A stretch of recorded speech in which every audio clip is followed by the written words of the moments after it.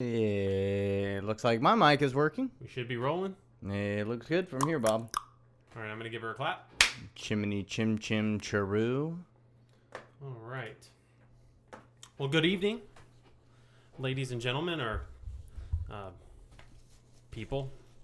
Gender fluid pronoun inserted here. Not allowed to do that. I said gender fluid pronoun. Okay.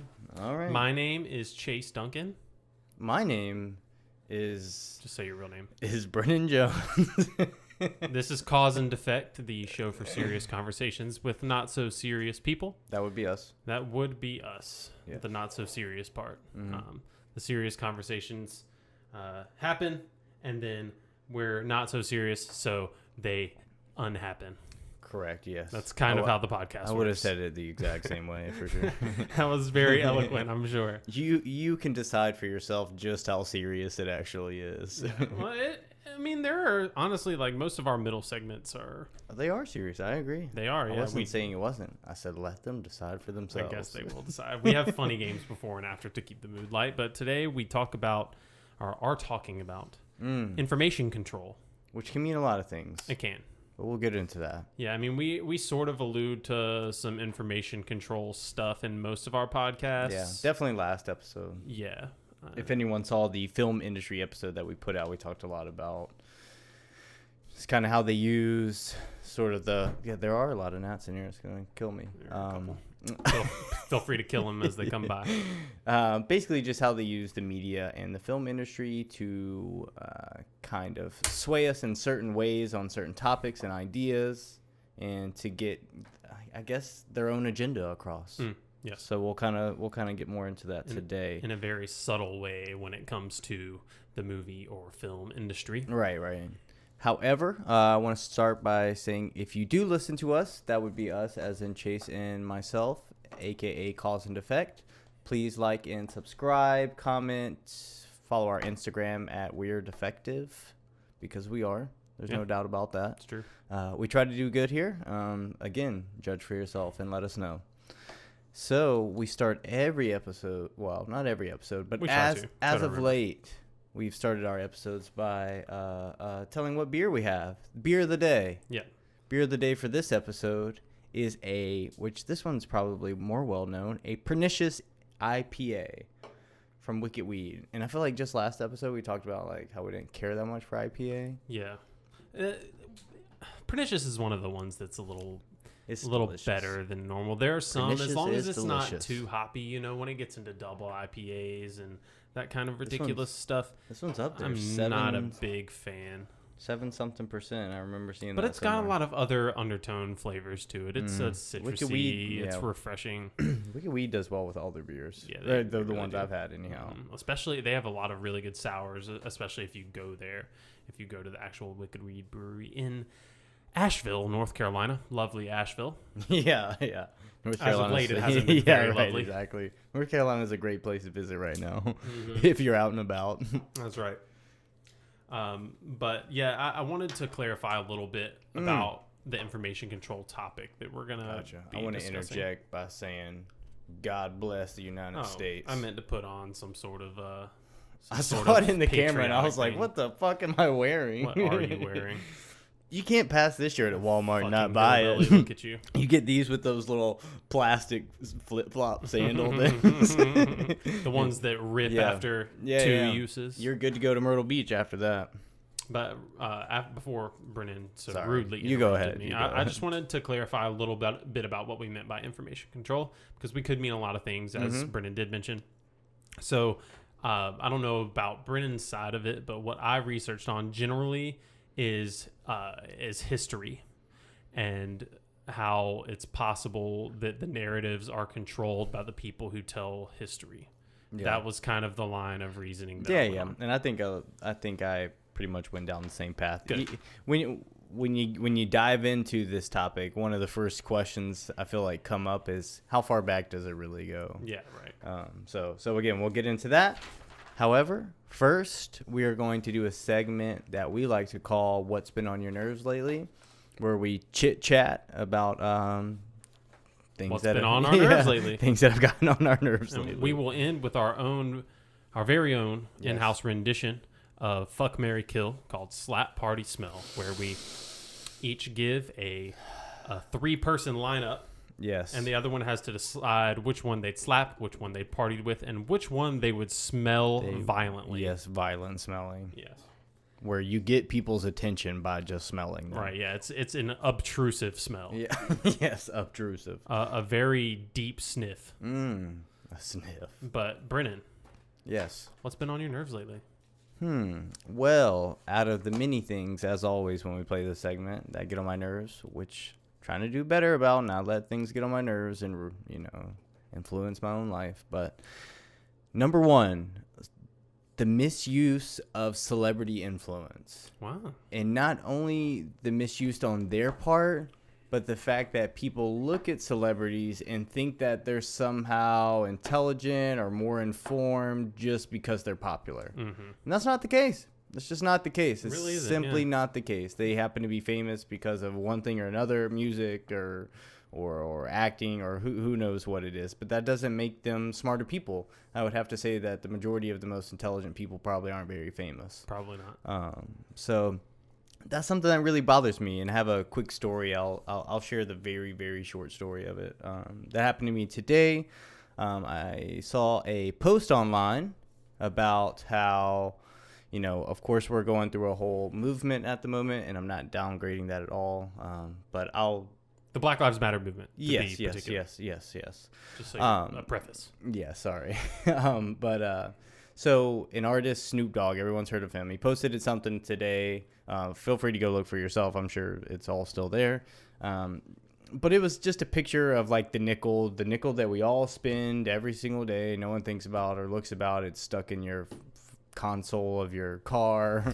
It's been probably stuck there by residual soda dry. Right. It's up under your seat. It's out, and no one pays any attention to the nickel. And he pointed out on his page that the back of the nickel is actually a symbol for slavery and rape and just misuse of civil properties. I don't know what to call it. That was a bad way to put it, but anyhow, a miscarriage of civil rights. Sure, there we go. So anyhow, my point was that we all know that racism exists in the United States, and not only in the United States, but a lot of countries, if not most of them, were built off of slavery. Some people might deny that, but go ahead. Sure. Okay. Yeah, right. A very small percentage of people that are included in the conversation don't know that slavery exists, or racism exists at least. So my point is that we can all sit around and pick out what the problems are, and everybody that comments on it is like, yeah, Snoop, you're doing a great thing. You're showing all the injustices of the world. And while it's good to show those at certain aspects of the conversation, it's also good to provide solutions. And there's none of that going on. It's just person after person saying of all the bad things in the world. And we all know this. I mean, now it's time to show the solutions and to motivate people on how to act the right way, not to just continuously put stuff out there that makes people hate one another. So anyways, by the end of the comment war I got on with people that saying that I basically had no reason to say anything because I'm white and I'm not allowed to talk about racist issues. By the end of a very long conversation with multiple people, they were swayed to say that what I said was correct in the sense that they thought I was just being harsh at the beginning and being inconsiderate, when really at the end we all came together and had all the same ideas. But when people, especially celebrities, post something that is polarizing on their social media, every conversation under that is going to be some polarizing white versus black situation. Well, that's just unnecessary. I just see that as an homage to the fact that comment wars generally are a lot more divisive. They are, and than in-person conversations. I guess that's why you would call them wars. And that was a comment I made to that person. I was like, if we were sitting down with one another, we'd probably agree on a lot of stuff. But it's because of this post and this image and just the immediate ideas it creates in people that here we are arguing. There's white people agreeing with me and there's black people agreeing with you just because of the color of our skin, not because of the actual content and what we're talking about. And that was my point from the very beginning. It's like, we don't need to see more of this stuff on the internet. We need to see what we can all do to become one as a nation and drop adjectives like white, black, or Asian, or whatever you want to call it. We're all just people trying to live our best lives. And let's get to that point. Well, I do need to say that I think it's just as ludicrous to deny the differences of cultural heritage and race as it is to say that racism doesn't exist, or right, that black people are inherently worse or more lazy or more criminal than white people are. I think you should not ignore those things, but embrace them instead. Yeah, that's my opinion. And at the same time, but there's always like a place for it in a conversation. Yeah, sure. Like if I was going into the gas station just now and I said that, you know, out of a group of people, look at that black guy or that Asian, like that doesn't matter. You don't have to preface by saying what color their skin is. Agreed. It's just that person. Agreed. And if we can just unless it's going to be important within the right, context. exactly. Unless we're like getting some statistics here. I mean, nobody cares and it's not necessary. And it's just something that, unfortunately, people that look to celebrities and think that they're all great and powerful and they know all this information and they're so enlightened, and then they continuously put out shit that just doesn't push us in the way that we need to go. And it's unfortunate. Yeah. And sorry, that was a long rant for my one thing that got on my nerves. No, I mean, but this whole segment is more of a flowing conversation with some bullet points than it is to say what everybody has been getting angry about or what either of us have been getting aggravated about, because that brings up some important conversation.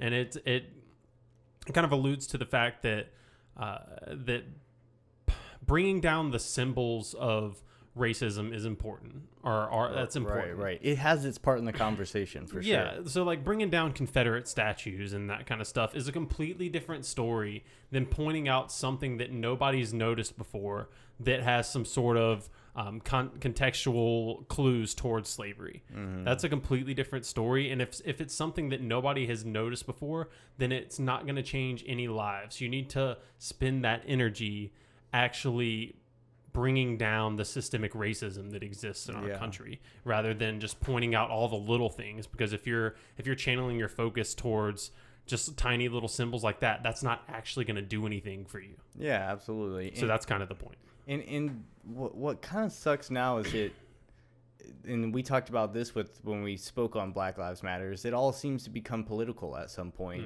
It's like you have these people that are super progressive, you know, that one. I am gonna go get that fan. I'm gonna interrupt this, but it's gonna get really hot, so keep talking. Okay. Yeah, I have plenty to say, so it's okay.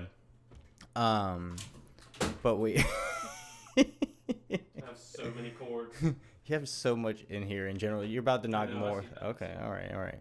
So my point was that, and to get on to like a bipartisanship, I guess, problem, and I'm just talking to the viewers right now since Chase is obviously walking right behind me. But there seems to be this issue where these far liberal, progressive type people get to the point of wanting to, I know they call it now like cancel culture, just get rid of everything. Anything that could have had some problems or racism or something in the past, now you're just not allowed to say it. Now you're not allowed to talk about it. And that is a problem in itself. And it's like the people that are screaming equality and social justice for everyone are the people now that are telling people they can't speak about anything. And now you're just not allowed to talk about it. And I just got bombarded with not hate. No one was just outright rude to me or anything, but you could tell that people were kind of ganging up against me because I was a white person, just basically saying that we should be paying attention to other things. And it's not due to me just not caring about what's going on, but there's just a lot of problems and we have to face them together in the right way. And if you can't talk about something because of the color of your skin, then you're not proving anything in the first place. So now that Chase is back and has knocked over everything in the room. Sorry, I had to get another draft in here because it was going to get toasty as fuck in here. My apologies for interrupting us. That's all right. That's a real nice breeze on my midsection. On your haunches? On my undercarriage. Yes. So now I'm going to talk about something that's been on my nerves, which is going to be another thing that just kind of feeds into some more of the social trauma that we've been going through lately, and that is poor mask etiquette. And there's a couple of things about it. Yeah. Let me talk. You've been talking for a minute. Let me go. Know. Well, that was because I had to, but true.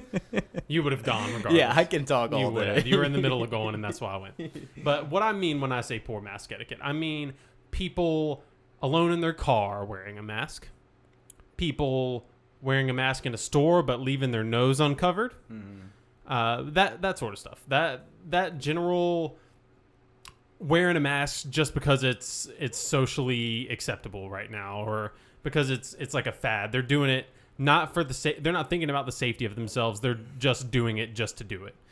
That kind of thing bothers me a lot. Yeah. And they don't like ever change their mask, and then they wear it all the time, so they're actually like making it more likely that they would contract the thing. And a lot of people have gotten sick from that. Yeah, and that's a problem. And it's not only that, but I think it's more of a common thing in South Carolina and in the Bible Belt states, if you will, that people are thinking that a mask is an infringement on their personal rights. It's their body, their choice. And that is just as much of a problem because it's not. It's about keeping other people safe. Most masks, right, if they're not an N95 masks, or if they're not an N95 mask, you're doing it to help other people stay safe. Yeah, it's like having an STD, but just having sex with whoever you want without saying anything. It's like, nah, I can do what I want. Yeah, no one can tell me otherwise. My body, my choice. That's my personal thing. That's you right. Can't tell me what to do. And those people would definitely like the my body, my choice kind of thing is just hilarious because a lot of those same people probably wouldn't take that same train of thought to, I don't know, abortion. Yeah. You know, like they want to tell other people what they can and can't do with their bodies, but as soon as it turns onto them, mostly redneck white males, ain't nobody gonna tell them what to do. That's right. Their bodies are pure and full of Budweiser. My thing is how hard is it to wear a mask? It's so easy. You're literally doing it just to say fuck the man. I don't have to do that. It's not a big deal. Yeah, I understand. Masks are cheap. In some situations, it like you said, it's better not to have one on. If you're in your car, if you're walking down the street out in the sunlight, you don't need a mask on. If you're in the park, or you don't need a mask. It is better not to have one on. But if you're in the environment where there's other people crowding around you, like a grocery store or something, just put something over your face. It's not that hard. It's very not. Easy. You don't have to do it for the rest of your damn life. Just put it on for a few minutes. You can even have an American flag over your face. Yeah, so. Exactly. How cool would that be, right? Hell Let's do that. Freedom. You fucking idiot. Just kidding. But I totally agree with you there. Yeah, it's just a little niggle that has been bothering me. That word is never going to sit well with you, is it? I don't like that word. I kind of understand why, but it just comes naturally. It's my own personal problems. Yeah, I guess associations. So. You're racist for associating that word with something else. Yep. I wrote this. I wrote my next point as bipartisanship, and I already kind of talked about that. And I don't really want to go that way. What I really wanted to, and I already alluded to this earlier, but it's this kind of like cancel culture that's going on.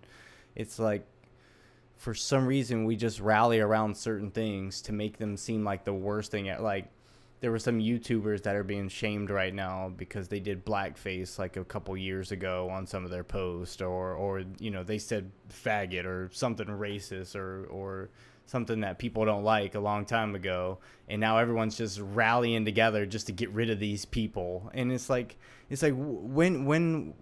when do people stop and realize that they'll never really be satisfied? Like, I understand, like, again, these places, these topics have their points in the conversation and don't need to just be forgotten about when we are looking for equality and justice. But you don't have to just go from one thing to the other trying to make, like, let's get rid of this, now let's get rid of this, let's get rid of this. Like, let's just completely change everything ever, and now I'll feel better. It's like we're looking at the problems in the material type stuff when the problem is what people think and how they've been taught their whole lives. And we're still not teaching people how to be compassionate and just showing love for the normal person out beside them, which seems to be the bigger issue here. So how is that related to bipartisanship again? It's not. I said it wasn't. I said Okay. I didn't want to do bipartisan, so Okay, I went to cancel culture. I had already talked about bipartisanship a little bit, but it was really just to say that for some reason how progressive people are the worst people right now, just to tell people what they can't do. You're not allowed to have a rebel flag, or you're not allowed to do this. You're not, and some of that, like, I understand, but the rebel flag thing is one that I agree with you. I'm not going to say we should, like, I'm not like one to say hard ban. Like things aren't black and white, but I am one to say if you're flying a rebel flag, you're flying a racist symbol, and there's no arguing it. Yeah, and it shouldn't be like Like- it shouldn't like. I like how NASCAR got rid of it. Like people shouldn't be out in the stands just waving it around. I'm okay with that. But if you did it in your own fucking house, like nobody gives a shit. Yeah. Like just do what you want to do. Don't like attack that person for being the worst, most racist person ever. That might not be the case. They may just look at it a lot differently. Yeah, because if you like, what people don't realize is the moment that you tell somebody they can't do something is the moment they want to do it even more. Yeah. That's a lot of why I think that lowering the drinking age to 18 would help some things. But it's a similar kind of idea. Instead of telling them they can't have this, maybe talk to them about what that thing that they're flying entails and why. Like, for example, I'll bring it back to the rebel flag. The reason that I said it's a racist symbol and there's no arguing that is because the only argument I get here against it is it's about states' rights. That's the argument I hear. That's the only one that there is outside of it's a racist symbol. Mm-hmm. Well, my response to that is states' rights to do what? Yeah. What were they mad about? Yeah. They were mad that they had to get rid of their slaves. Right, that was the right. biggest thing. That was a humongous commodity for them back in the day. Right. So for you to say that it's not racist it's just like it's cognitive dissonance at its best. Really. Yeah, exactly. Just I don't want it to be, so it's not anymore. Right. Yeah, I don't see it as racist. So it definitely didn't stand for that back in the day. You know, people can do what they want ultimately. I mean, I think it's gonna. I made the comment probably once before that we're headed down the road where, you know, people are less racist and it seems like we all kind of get along better at a younger age. But now it just seems like the younger and more, again, progressive or liberal people get, the more they just want to whine about the other side doing stuff. That's what I was going to say. It's Hate just breeds hate. Yeah, it's just going the other works. way. It was one side not liking the other side, and now because they were just doing things that were good for everybody, and now they're not doing good things for everybody. They're doing good for what makes them look good in their party and just making the Republicans look bad. Mm-hmm. And just like completely lost the whole voice of what a progressive liberal should be. And that's where I come to I'll talk about bipartisanship a little bit because that brings me to it. Is that's like the problem where it's literally just a back and forth volley, like a fucking volleyball. Yeah. It's just you're throwing hate back and forth. Somebody does something, you hate on them, and you said you were against this back then. Well, what about now? And it's just all constant. And this is where I start to come to the thoughts that we need more than two parties. We really do. Yeah, you would think so. How can anybody think that a black and white situation, or in this case, a blue and a red situation, is going to work out in the end? Obviously, it's fucking not. Yeah, it's just going to be literally one party pitted against the other. And how they can make the other person look. You don't even have to do anything good or substantial anymore. You just have to make it look like the other people are doing a lot of bad shit. Mm-hmm. And it just makes you look better. It's so much easier to be divided when there's only two. Yeah, I hate the bipartisanship, and it'll take some serious reform or just collapse before anything changes. Reform or like a silent coup, because like an old-fashioned coup isn't going to do it anymore because we can't with our AR-15s we can't storm the Capitol. Yeah. They have drones. What are we going to do? It might just be I'm not gonna say we're screwed. There's a lot of people with guns. Something will happen, man. Things are happening. Things are in motion. I hope so. And if nothing else, the United States will fall. All empires fall. The United States is not special. Can you imagine? It's not, guys. You nationalistic people that are gonna fucking hate on me right now. The United States is not special. I'm gonna say it again.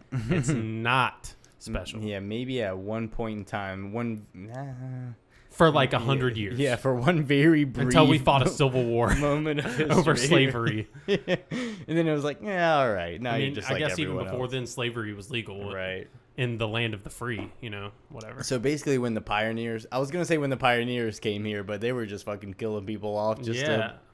All of life has been that way, though. I mean, unfortunately, that's just how groups of people work. They want to overtake other groups of people. Yeah, manifest destiny, brother. They'll do it however they got to goddamn do it. That's right. We've been on this for a while now. Yeah, let's move on. Yeah, I mean, I had a couple other things, but not big it's deals. all right. It's all right. Let's talk about info control. Let's do it. So I think you got down to pretty much the basics of it earlier. Like, what is information control?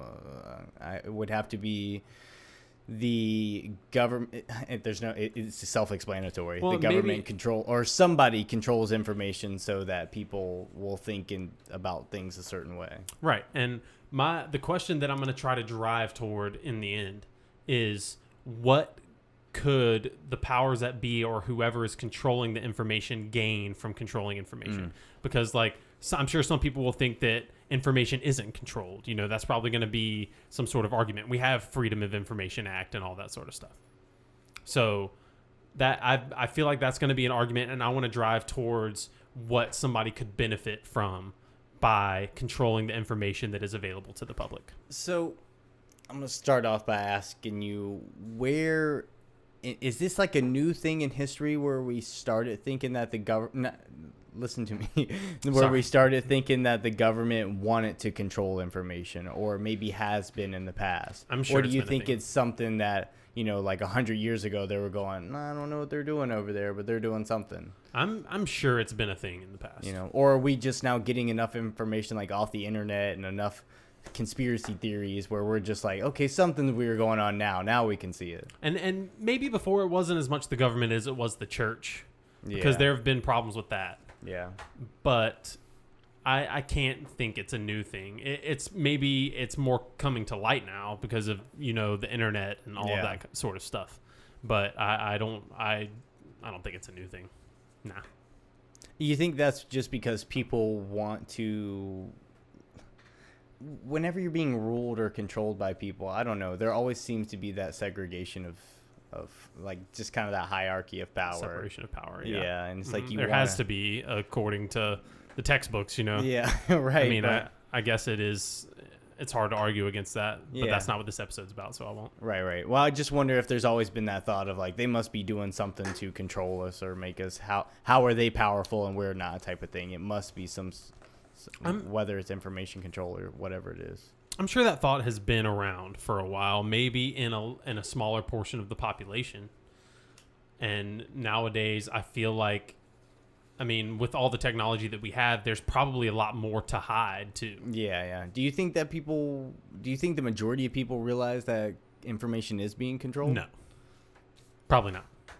If you watch the news and get all your information from the news, you in your life are sidestepping the fact that information is controlled. At that point, you don't give a fuck. You're not thinking about it. Yeah. Because if you're watching the news to get your drama and whatever you're going to talk to other people about, the fact that information was planned to come out has not gone through your head. Yeah, that's true. I personally can't even watch the news. I don't like it. Either. It's just it's all something bad about someone else. That's all it is bad stuff about other people. Yeah. And you watch one side of the spectrum, they're talking bad about the other. You watch that side, they're talking bad about this person. Yep. Just like, I can't waste my time doing this. Yeah, true. I can't do it. And something else that people don't really realize, and Winston Churchill said it a really long time ago, that the winners control history. The winners tell the story of what happened. So essentially, if you extrapolate that into the rest of history, you see that what we know as modern history, and all the way going back to as ancient of knowledge as we have, all of that is a giant slew of half-truths built on itself. Yeah. So when literally, if you multiply a half times 1,000 or even more, it gets into a smaller and smaller fraction. So really, we know jack shit about what is real. We just know a small little thread of the history that actually took place. You said about, if just to put it simply, I think this is true. People will have to look me up on this one, but even from like the north to the south, I think we've talked about this before. But textbooks teach about the Civil War a little differently. Even now, it's becoming a state to state thing of how things are taught in schools. Yeah, which makes no sense. You think there would just be a history and we'd all learn it. It's like the history of the North. They'll teach a little bit of things about this, and the history of South will teach it a little bit about this way. We make people like Robert E. Lee and General Patton and all these people to be like these big war heroes. And in the other parts of the world, they may look at these people as like criminals. Mm-hmm. And it's just depending on your geographic, how you're taught certain information and what's been passed down in that area. And that's an unfortunate thing. I mean, none of us are probably learning the same things. And no wonder we all want to fucking yell at each other and hate each other. None of us are even on the same page. Right. Yeah, that's true. It's kind of sad, and that it's just driving the divide. And I wanted to read a little quote that related to what I said earlier. And I found this on wbur.org. I forget exactly what that stands for. I'm sorry. But this is under a article called How Political Divides Shape U.S. History Lessons. And the quote that I took from it is, "The books that we have will have the same publisher, credit the same author, but are customized for students in different states." And that shows just how quickly the narrative can change history. And people just in different states, depending on whether it's like a liberal state or a conservative state, will be taught history in different ways. Yeah, exactly. And it's mind-blowing. And not only that, a weird thing I looked up, and I'm sorry I didn't write down my sources. Oh, Business Insider actually said 80% of the textbook industry is dominated by 5 companies. Yeah, and I wrote down those companies. And actually. they're all worth billions and billions of dollars, and a lot of them are private companies. And you have all, if y'all went to school, you've heard of all of these: Pearson, Scholastic, McGraw-Hill, Cengage Learning, and Harcourt Harbrace. Yeah. Control 80%. 80% of all textbooks in the world. So if you think that even if there was some sort of controlling entity of these companies, or the message that these companies were kind of allowed to spread, that's the exact narrative that we've all been taught our whole lives. And we have no idea how to think outside of that narrative. Because you can't really. You can. You absolutely can. Right. And how would you know any differently? That's part of the problem. And in my research, I was trying really hard to look up what could potentially corrupt information that comes out. Specifically, I was looking into historians and what would corrupt historians and make them tell a different side of the story or whatever it may be from the sources they have. Right. Yeah. And I could not find a damn thing because, I mean, the problem is that there's nothing to refute them. So that would make them a selling point or a point of contact for somebody that does want to control information. Yeah. How hard would it be to find a historian that has these certain texts that he can read or whatever, and he's written this paper about it?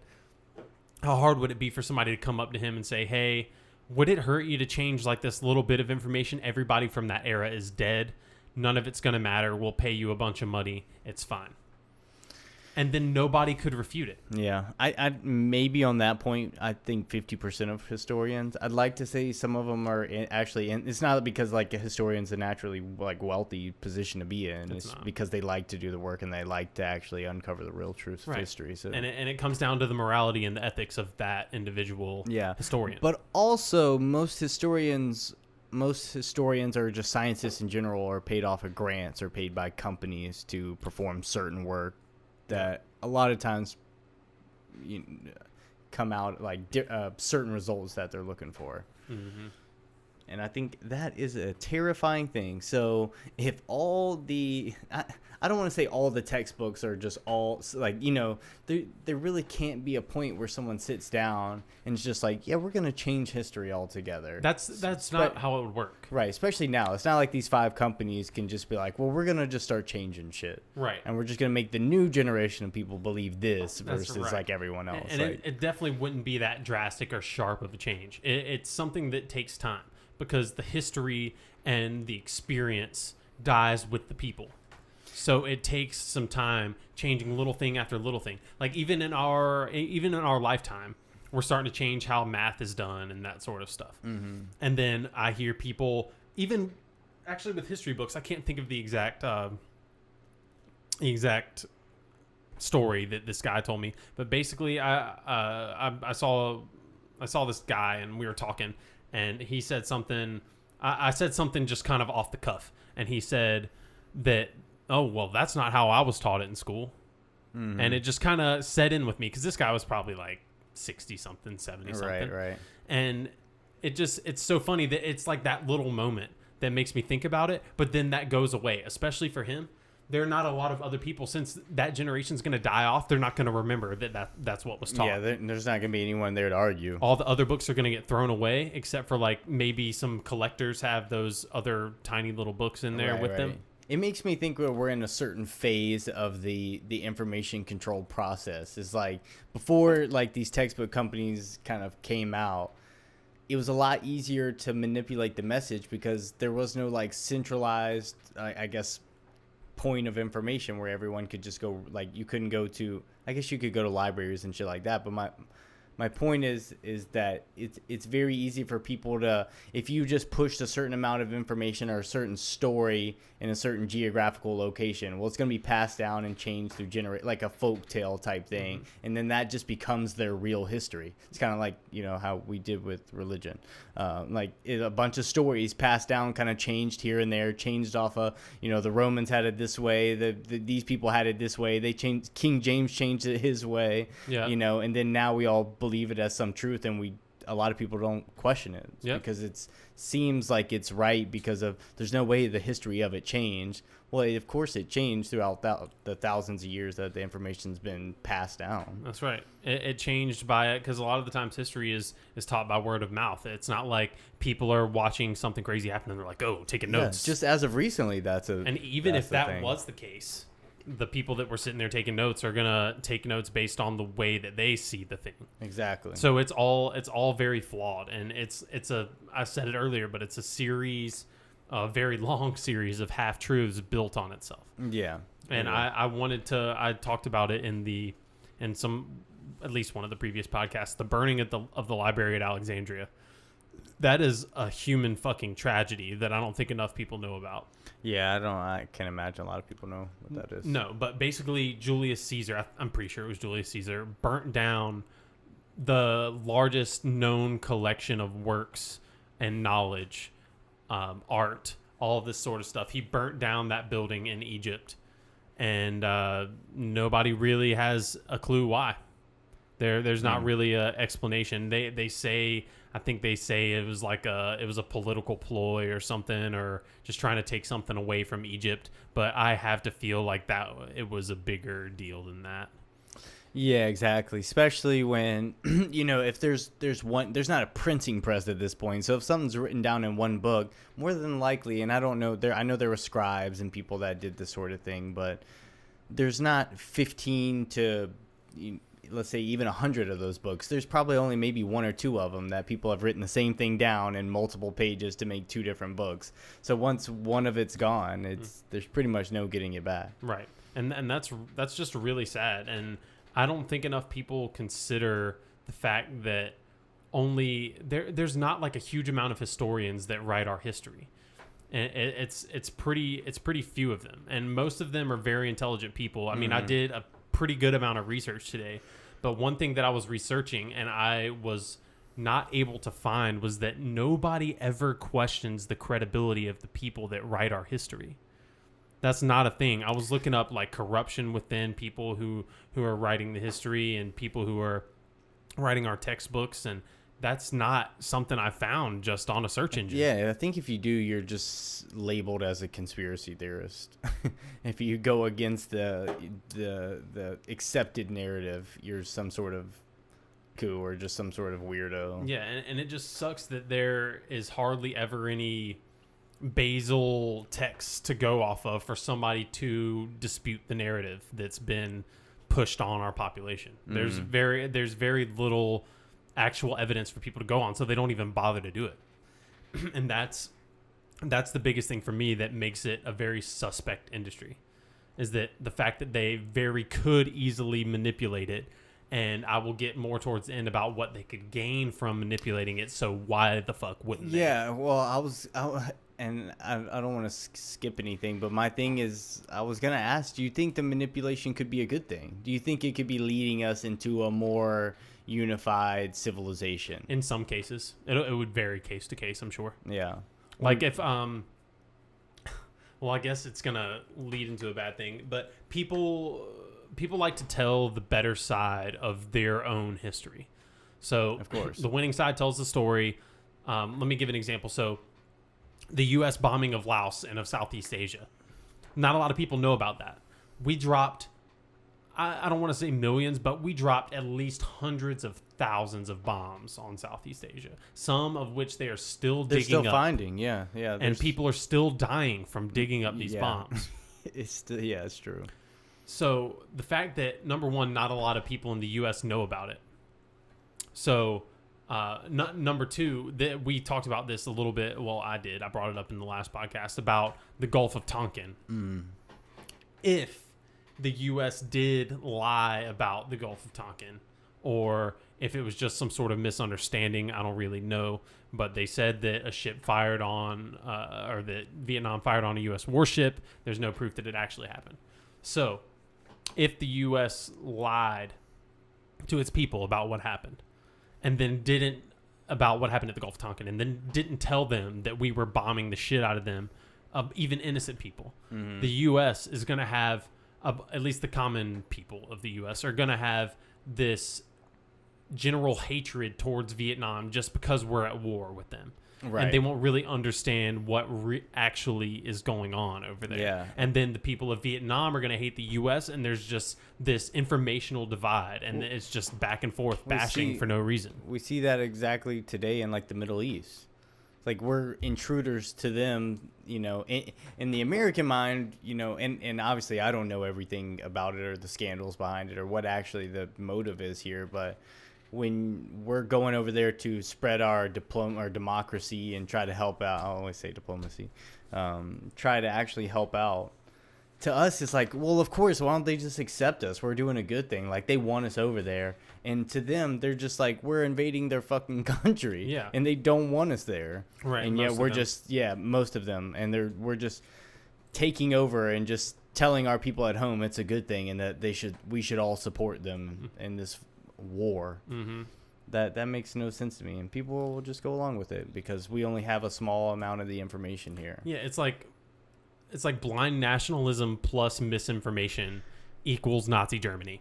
That's just like how that kind of thing works. But it's hard to blame anyone because it's such a subliminal propaganda that we're all just forced into every single day. With the hundreds of commercials we see every day, hundreds of advertisements we see every day, we always think that America is great and beautiful and that everything we do is perfect, or maybe not perfect, but in the best interest of everyone, especially all other countries.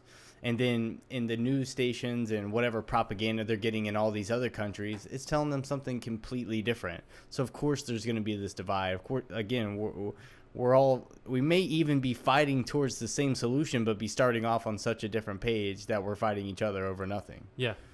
And I just don't.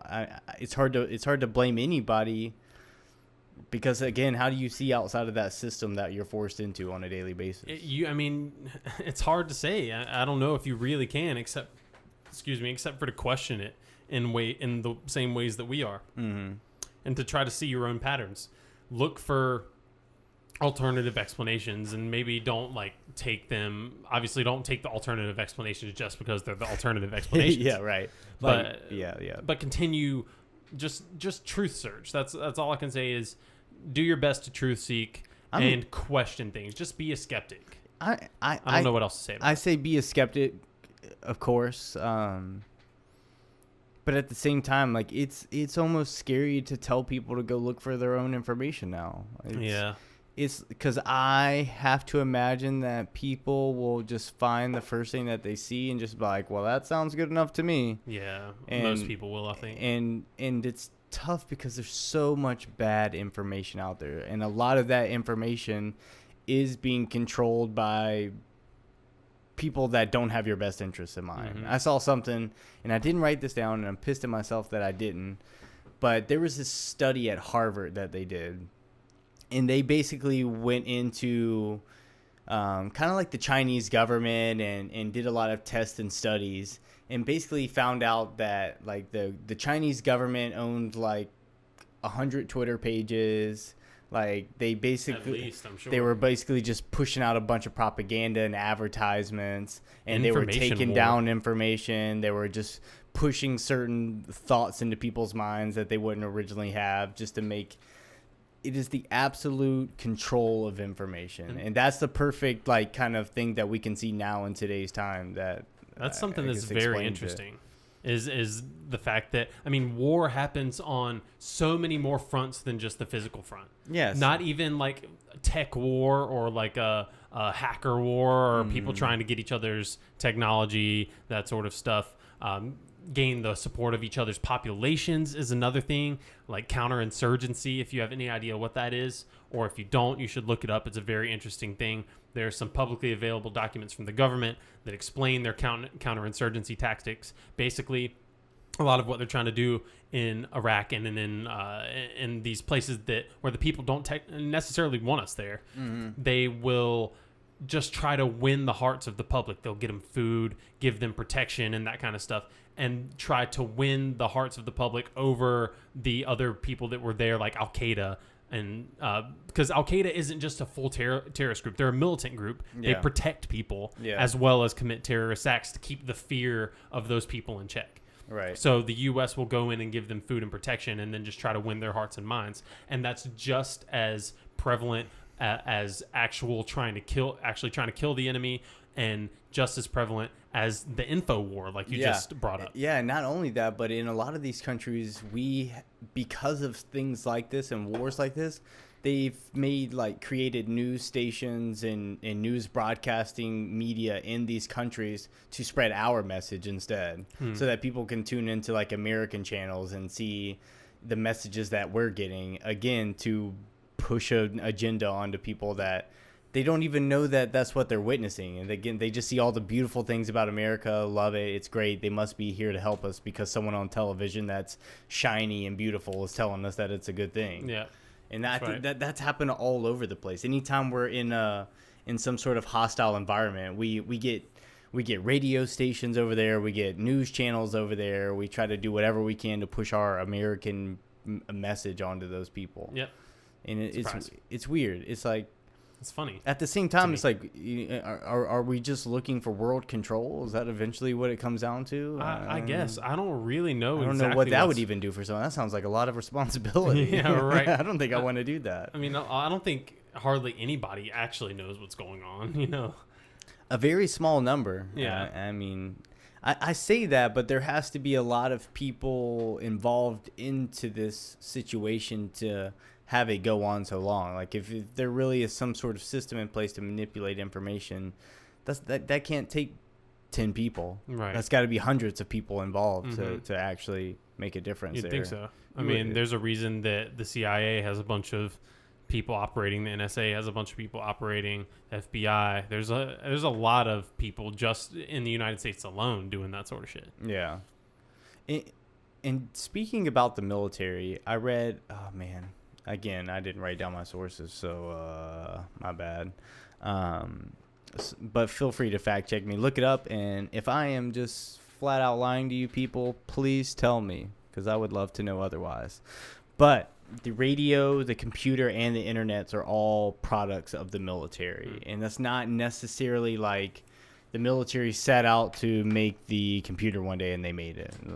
That's not what happened. But there were partnerships where they were involved in people that were creating the technology to do it. They invested in companies that were working on this sort of thing.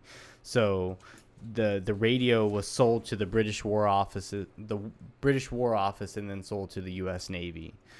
And so from the very beginnings of all these pieces of technology, there was a government agency involved in controlling the messages and the things that go over these broadcasts. And so,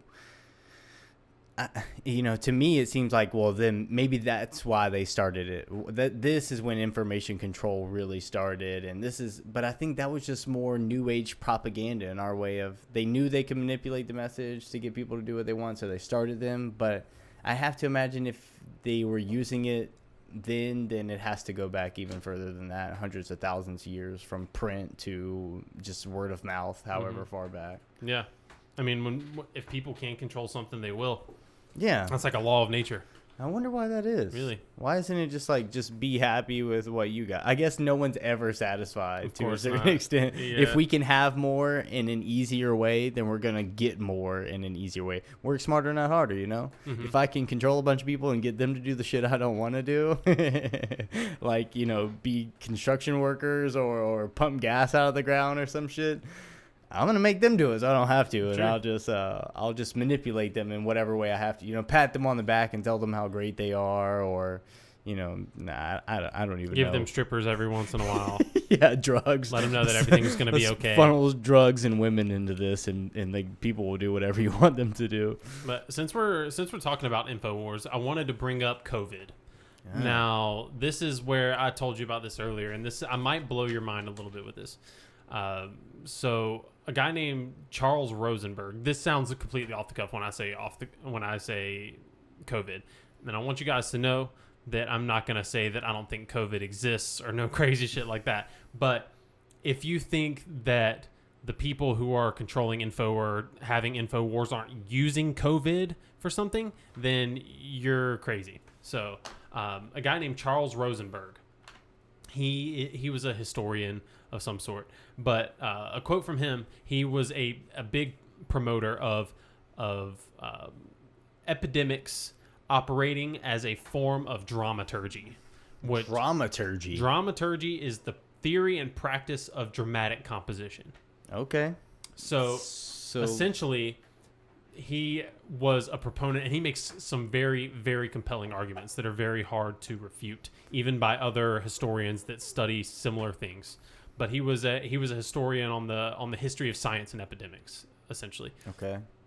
But basically, epidemics are often ascribed to a specific ethnic or social group, in this case, the Chinese, and used in that way as some sort of dramatic, divisive weapon.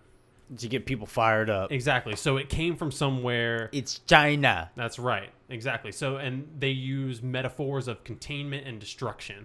So separating them, borders, masks, walls, war in general, and just divisive action. It's used to promote that sort of stuff.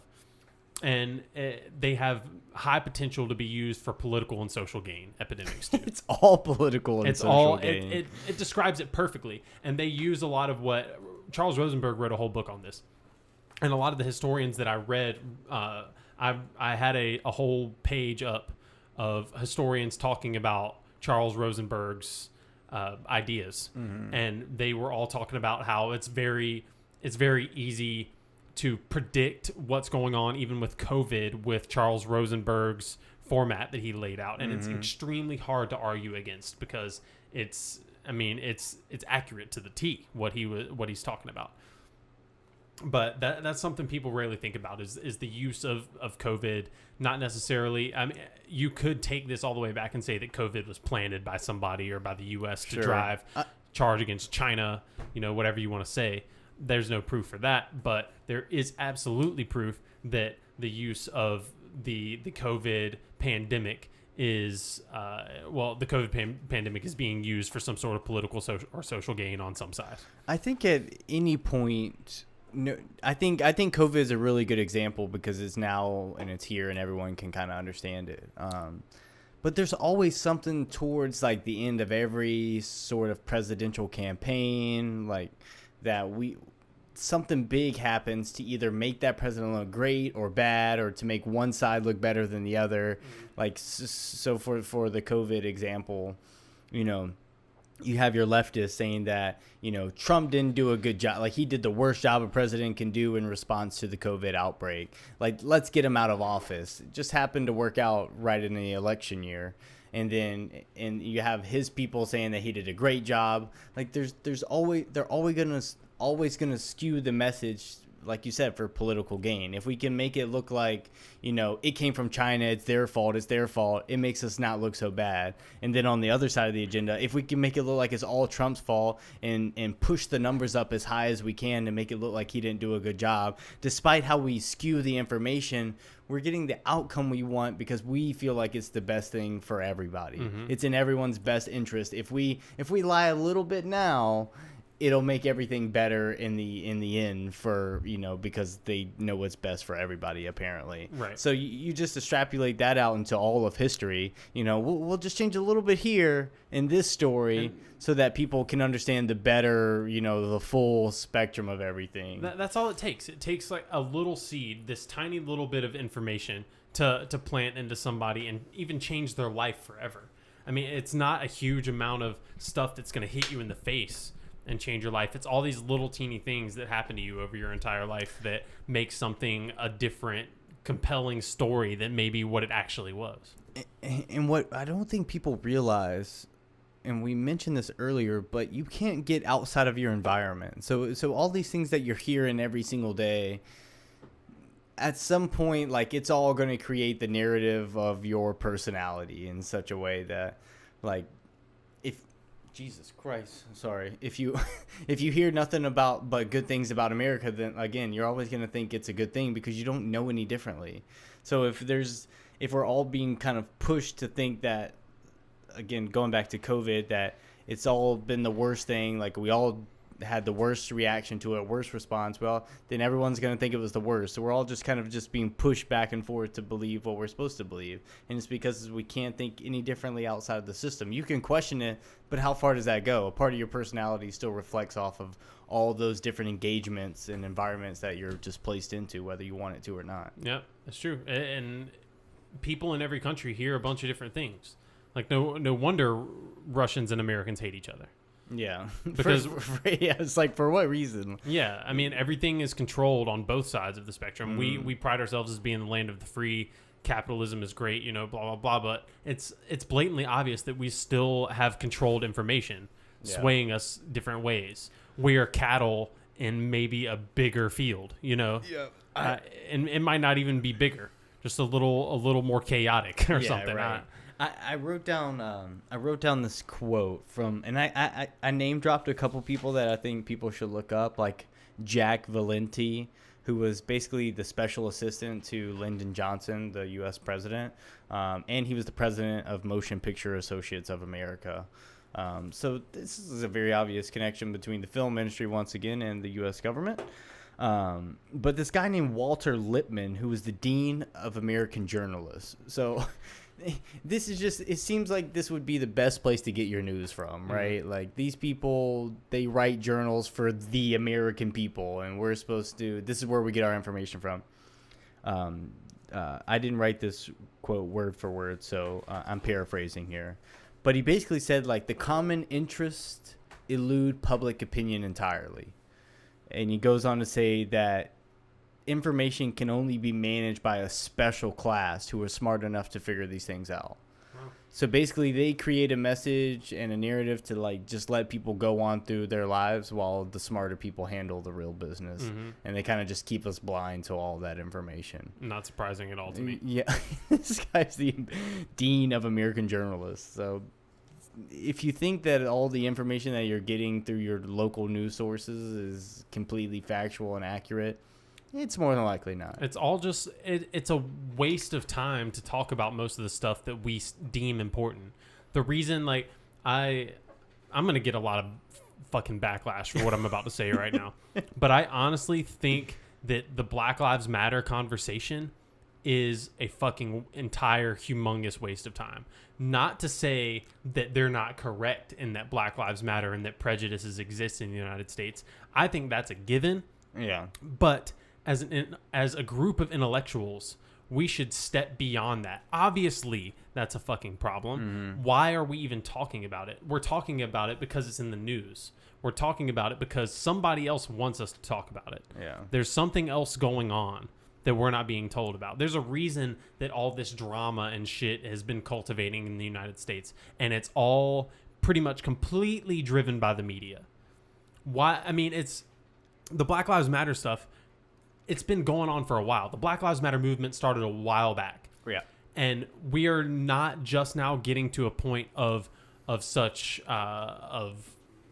what's the word I'm looking for? Global connection. We're not just now getting to that point where everybody's seeing it. We've been at that point. Obviously, we've been at that point. Yeah.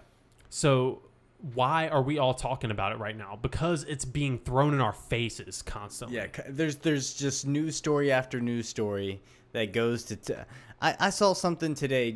I'm walking through the gym, and I look up at the TV, and it's some local news channel. So I don't really watch it because, I don't watch the news because I just hate how...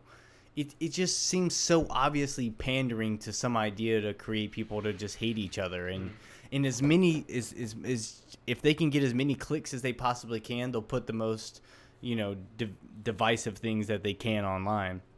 So the numbers were percentage of poverty, and African Americans at the top by a large percent, and then it goes to like Hispanics, Asian, then white people at the bottom, and it's just something like that it may be true. I don't know if that scared me. I don't know and I'm sure the statistics are hopefully closely accurate, but if they're wildly skewed one way or the other, it's just something that's continuously be put in our faces. And it's not saying that it shouldn't be addressed in one way or the other, but it again goes back to my point earlier. It's like, let's start talking about the steps to fix the problem, not just continuously put problems up there to say, this is how far we all are divided. This is how far we all are divided. This is how bad things are. This is how terrible things. It's just that one story after the other, because it continues to get people to click, continues to get viewership, and people just want to tune in to bad, terrifying information.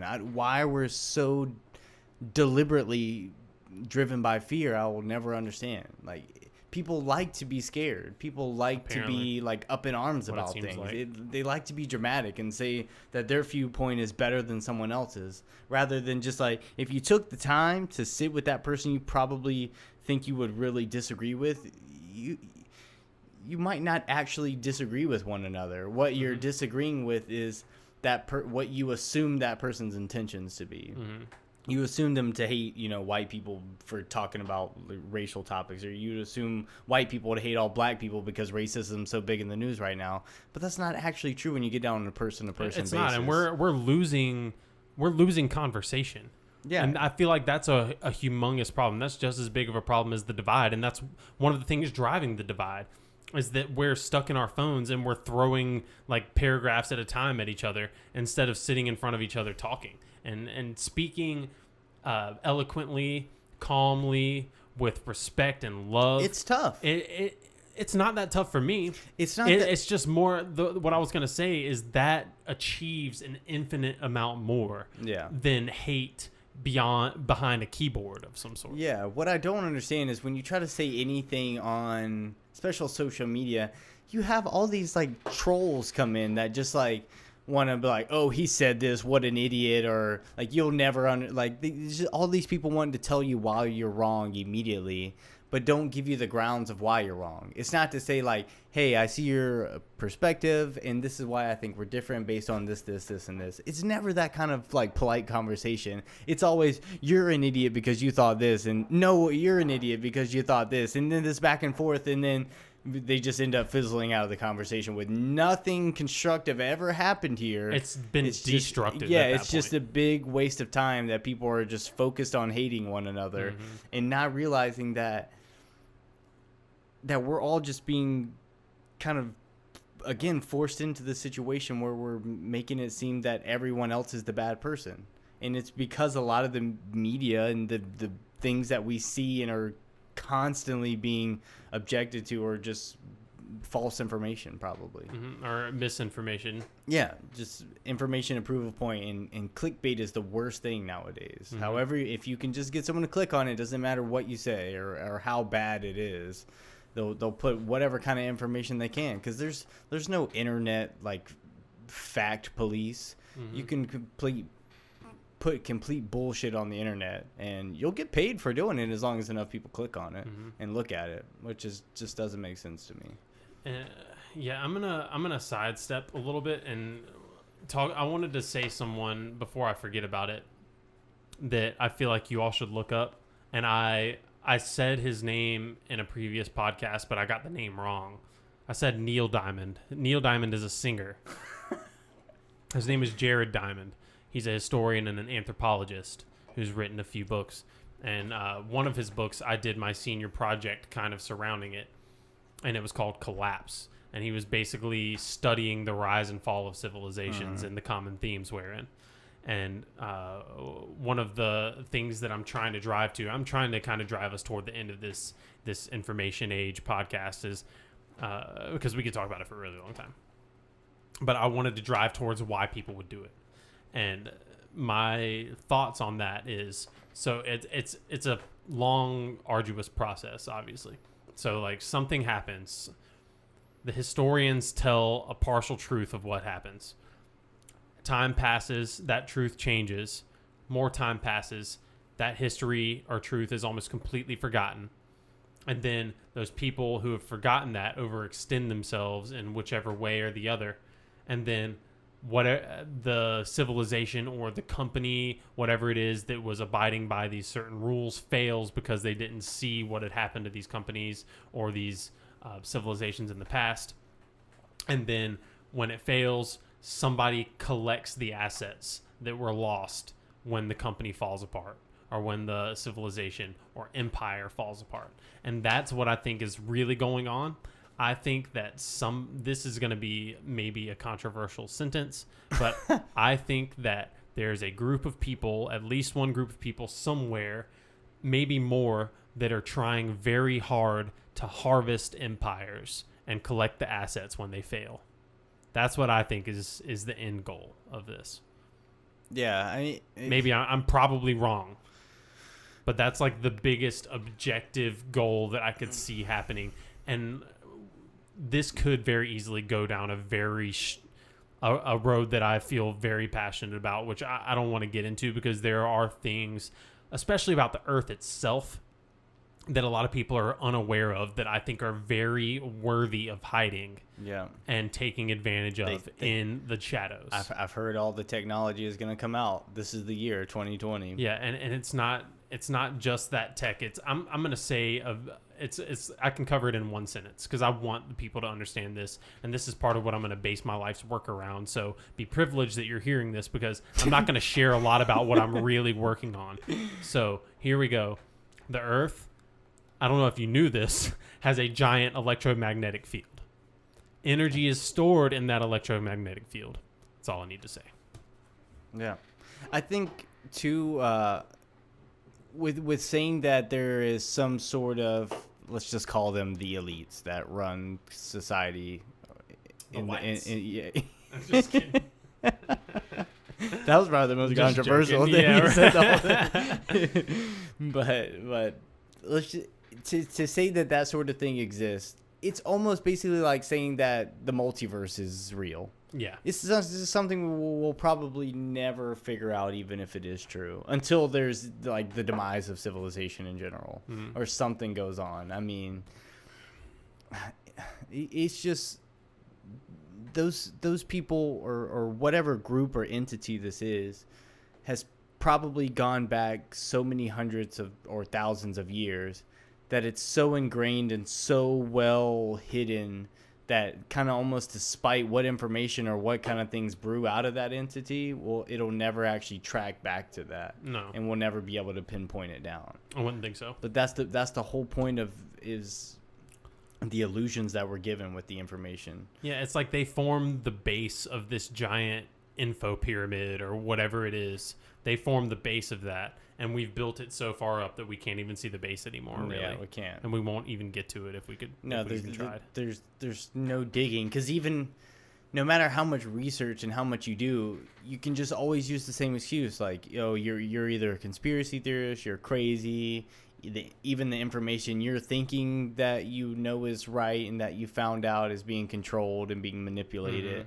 So it's like it's almost like it's a system so created to that it's like not even worth trying to figure out, because if any way you do it, there's someone there to say that you're wrong in this way or the other. And even if you had the perfect story nailed down, who's going to tell you?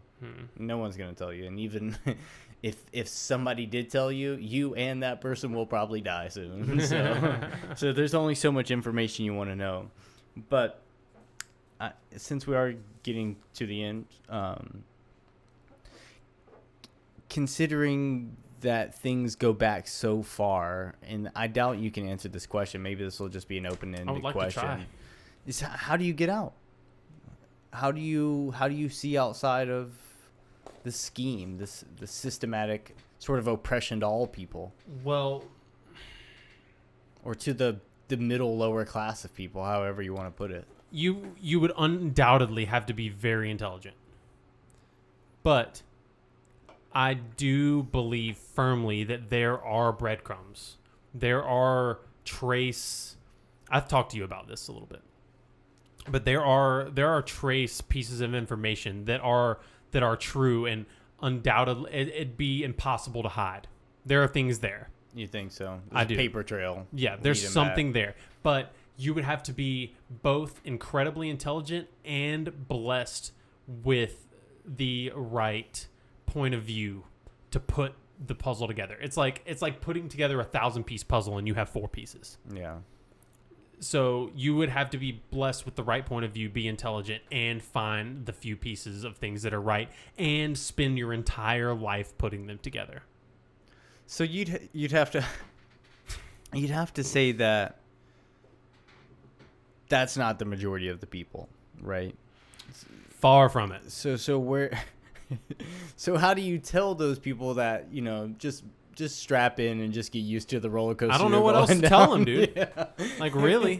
If you're just not blessed with the genetics, then just don't worry about it. I'm not saying that. I'm not saying not to try. Right. Please try. Like, I mean, everybody can. You could probably even produce a new piece to the puzzle. Yeah, if a lot of people did their part, it'd make it easier for everyone. Yeah, absolutely. So I'm not saying don't try, but what I am saying is it's probably not a good idea to try to put the whole puzzle together. Yeah, or think that you know it all. Yeah, that's an important part. Because nobody fucking knows it all. Right. The moment where you think you have it figured out, just start over. Yeah. Do something different. Really, the moment you think you have it figured out is, buddy, good Lord. Like, yeah. Bless your sweetheart. Yeah. And it would be, I don't remember what our next episode would be is about, but it would be interesting to know that there's certain information out there that has been passed down to human civilization that we literally can't even fathom. Mm-hmm. Like some ancient type shit. That's always a fun way to go with conspiracies.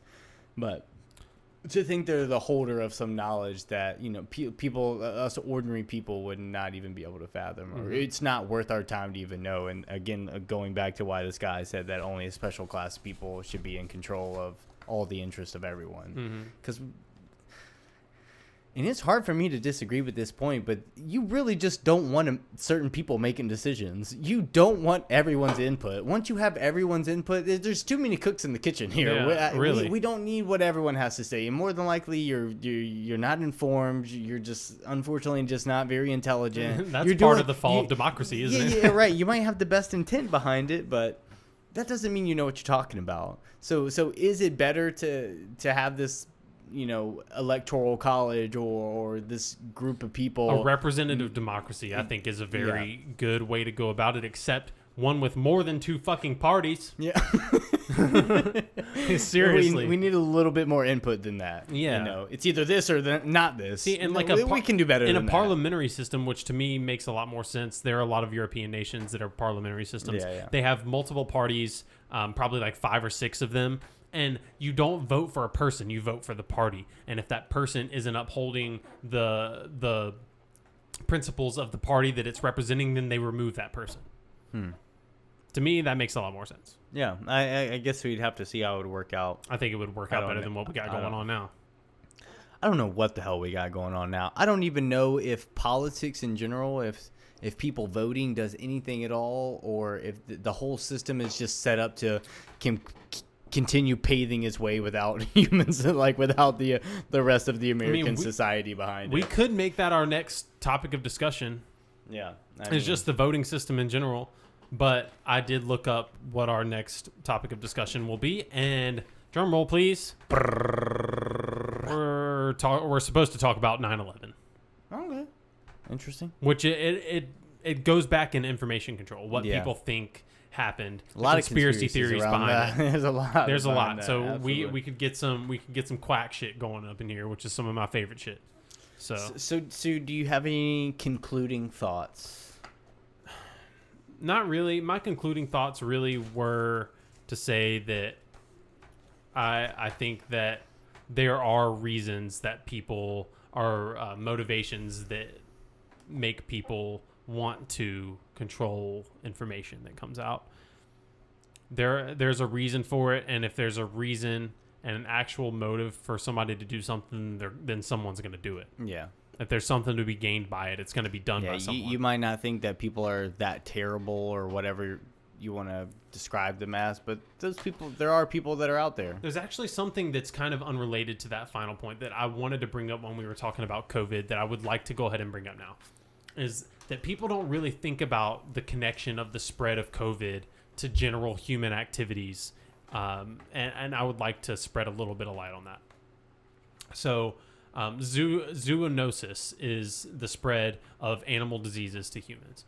And there is a connection of that phenomenon to human activity, specifically natural disasters, and that are, you could argue, that are being exacerbated by human activity, climate change, that kind of stuff, and human-induced biodestruction in general.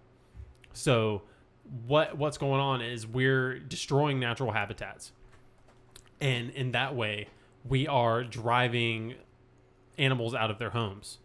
We are also industrially terraforming, and we are as far as our cities go, we are providing a home for a bunch of animals that have no other place to go. Yeah. So in that way, humans and animals are closer than they have been before. They are collecting in colonies under bridges and that sort of stuff, particularly bats. Yeah. So if that's how COVID started, a bat bit a human, it was likely, I think it was the other way around. A human ate a bat. Right. Either way, it wasn't likely that person went into a cave and found a bat. Right. Oh, it was in a market. Yeah, exactly. Yeah. That's what I mean. So people don't really think about how all of that is connected. Animals are being forced to adapt to cities. So a lot of human activities are increasing the potential of zoonosis.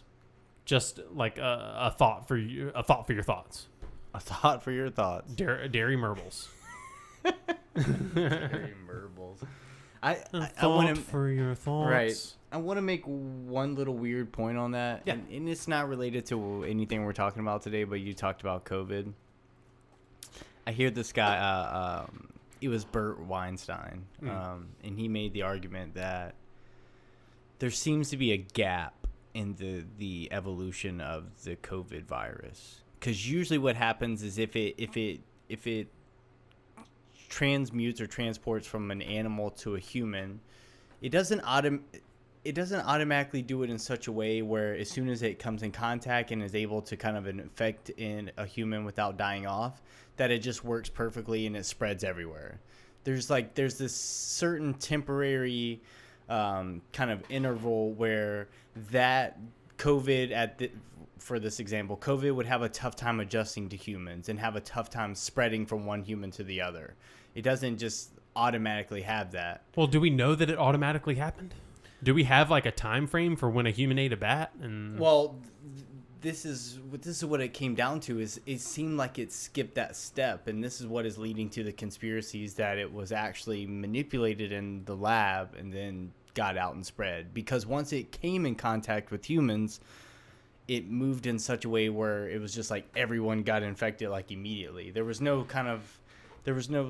probationary period for that COVID virus to learn humans and how to spread. And then we saw one person had it and didn't really see it for a while. Then maybe another. It was just like it seemed like once the first person had it, it spread everywhere. Yeah, that's interesting. And that's a weird part of the virus that's not usual. That's interesting because if anything, the conversation that we've had about the dramaturgical potential of epidemics and pandemics. Yeah, it probably isn't a word. I'll make it up.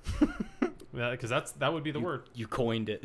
Dramaturgical. That would be it. Dramaturgical. The potential of those sort of events would allude to that being a possibility. Mm-hmm. That somebody would want to have something released to drive these narratives and to achieve some sort of goal out of it. Yeah. And that's an interesting thought. Yeah.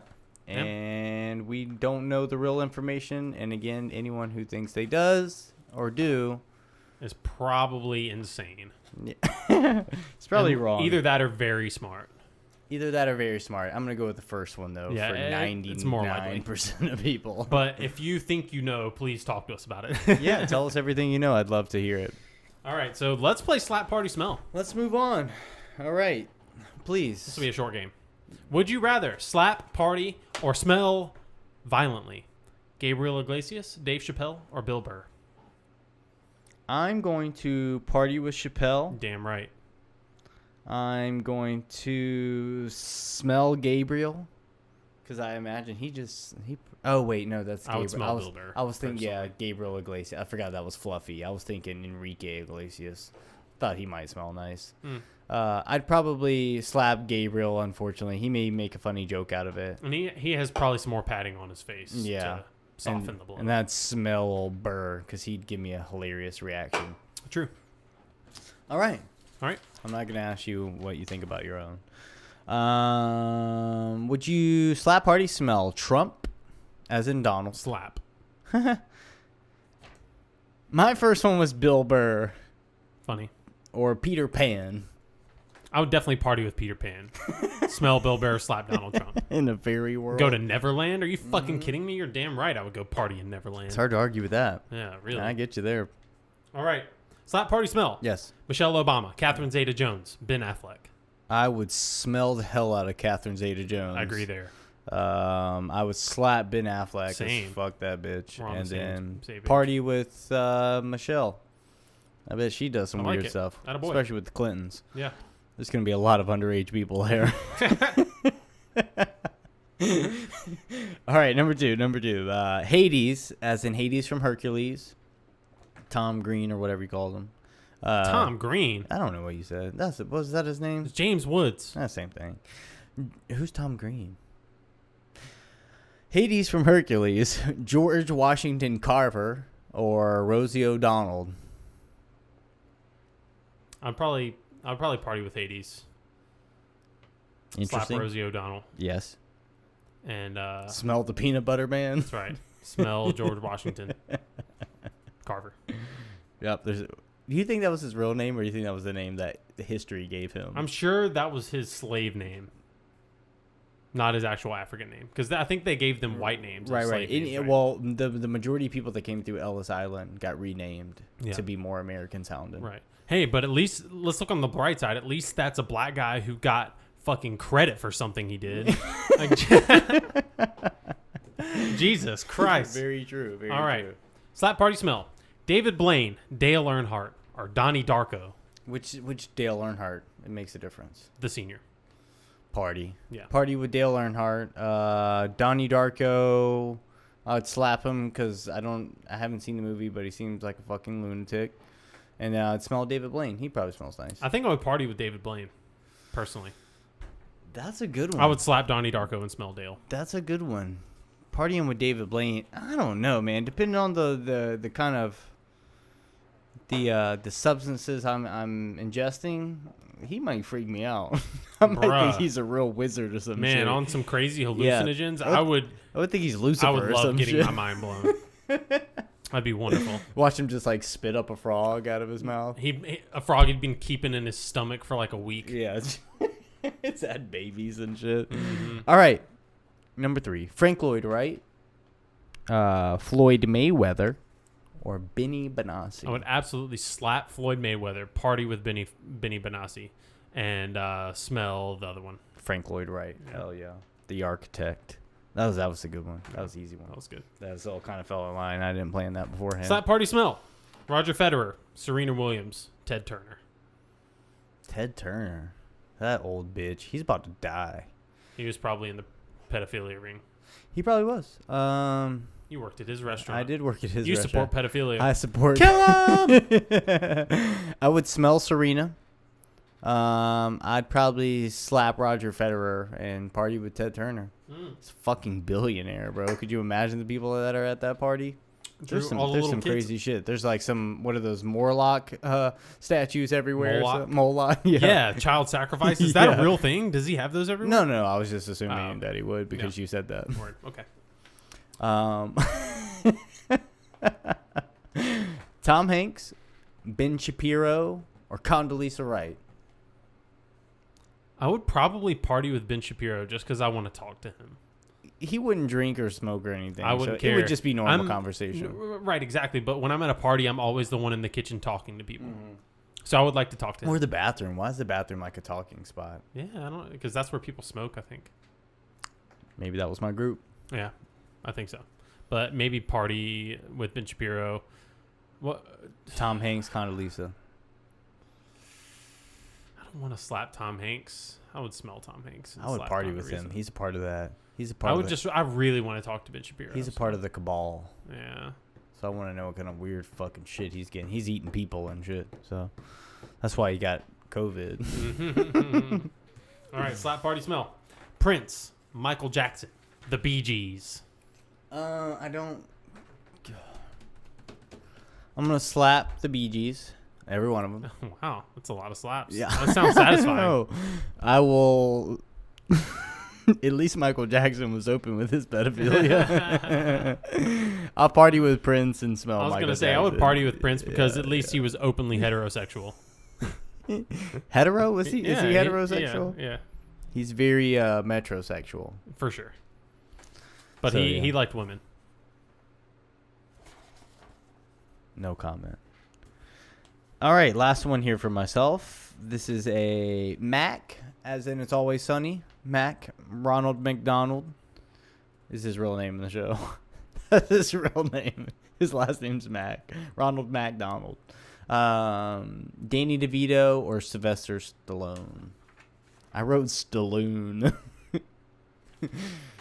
I'd probably slap Mac. That's a hate crime. Well, party with Danny DeVito and smell Sylvester Stallone. I can agree with that. That's a good one. That's a good one.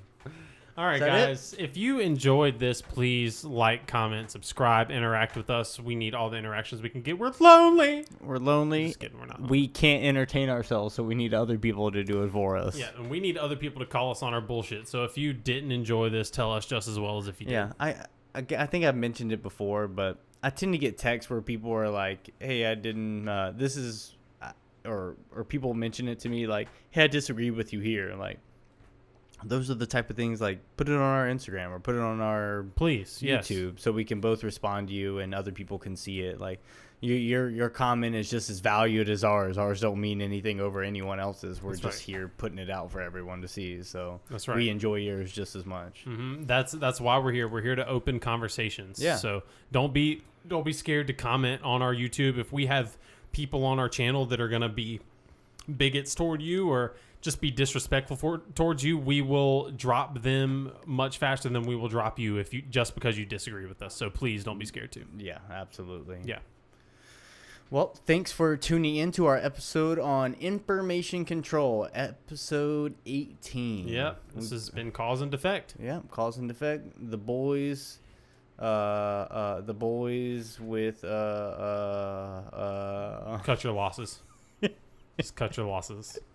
All right. The show for serious conversations with not so serious people. Thank you so much for tuning in. We appreciate you all if you've lasted this long. And we out. Yeah, I couldn't think of anything good to say.